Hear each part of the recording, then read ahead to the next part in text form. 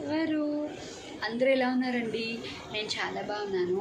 మీ అందరూ కూడా బాగుండాలని మనస్ఫూర్తిగా కోరుకుంటున్నానండి. ఈ వీడియో ఏంటి అంటే ట్యూస్డే వ్లాగ్ అనమాట. ఫుల్ వ్లాగ్ని మిస్ చేయకుండా స్కిప్ చేయకుండా చివరి వరకు చూసేయండి. అలాగే చూడగానే వీడియోకి ఒక లైక్ ఇచ్చేసేయండి. ఎందుకంటే మీరు ఇచ్చే ఒక లైక్ నా వీడియోని ఇంకొంతమందికి ప్రమోట్ చేస్తుంది. తప్పకుండా లైక్ చేస్తారు కదా, అస్సలు మర్చిపోద్దండి. వ్లాగ్ అయితే కంటిన్యూ అవుతుంది. మిస్ చేయకుండా స్కిప్ చేయకుండా చివరి వరకు చూసేయండి. ఇది ట్యూస్డే మార్నింగ్ వ్లాగ్ అండి. యాక్చువల్గా ఏమైందంటే మాది ఏసీ పాడైపోయిందనమాట. అంటే పాడైపోవడం అంటే ఏం లేదు, చిల్ అవ్వట్లేదు అస్సలు, చాలా వేడిగా ఉంటుందన్నమాట.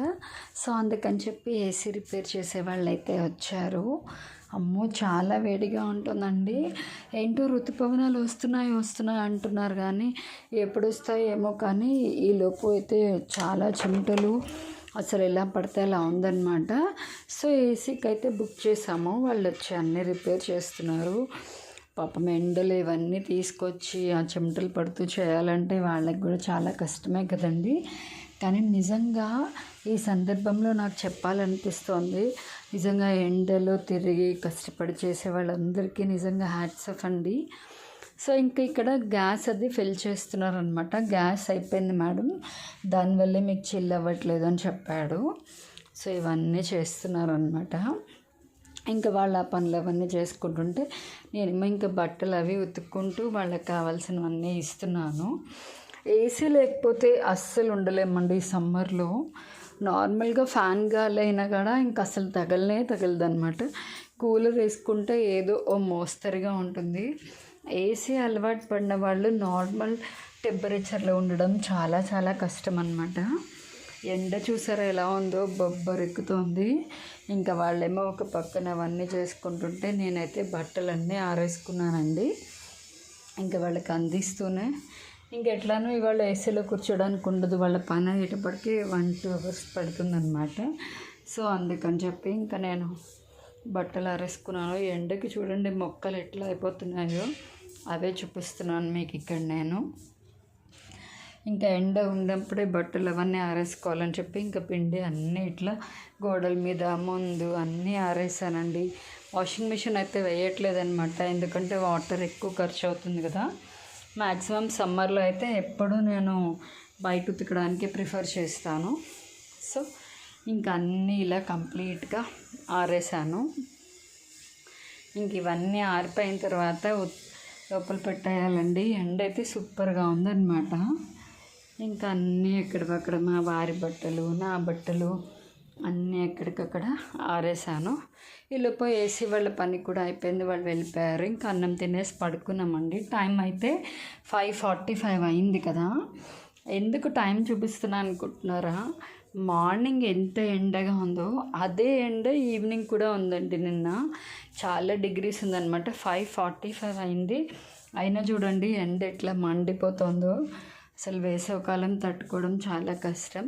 ఇంకా బట్టలు అయితే ఆరిపోయాయి నావి, మడతలు అవి పెట్టుకొని ఇక్కడ పెట్టుకున్నాను. ఇంకా లోపల సర్దుకోవాలి. మా వారివి అయితే బట్టలు ఇంకా ఆరలేదండి, ఇంకా అవి కూడా ఆరితే లోపల పెట్టాలన్నమాట.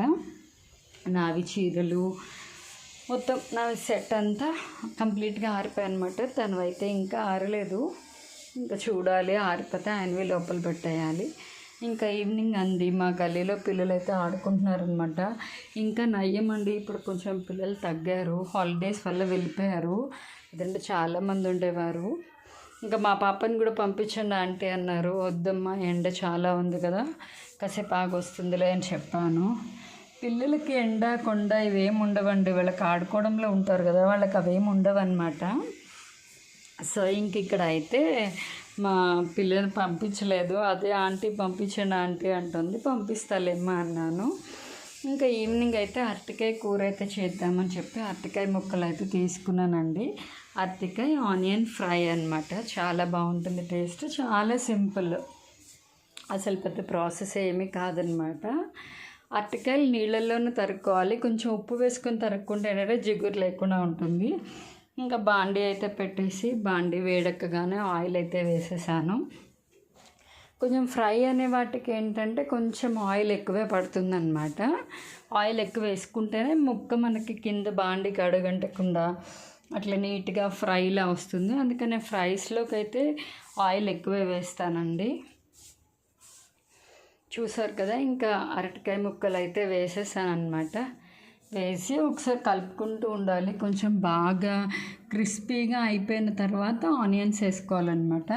ముందే ఆనియన్స్ వేసుకుంటే ఏంటంటే ముక్కలు క్రిస్పీగా అట్లా ఉండవు, మనకి మెత్తగా లద్దిగా అయిపోయినట్టు ఉంటుందన్నమాట. సో ఇంకా అది ఉడకగానే ఆనియన్స్ కూడా వేసేసాను. కర్రీ అయితే అయిపోయిందండి.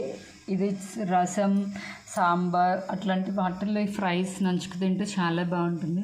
మీలో ఎంతమందికి కాంబినేషన్ ఇష్టం? నాకైతే చాలా ఇష్టం అండి, భలే సూపర్గా ఉంటుందన్నమాట. ఇంకా కర్రీ అయితే కంప్లీట్ అయిపోయింది. సో అదే చూపిస్తున్నాను.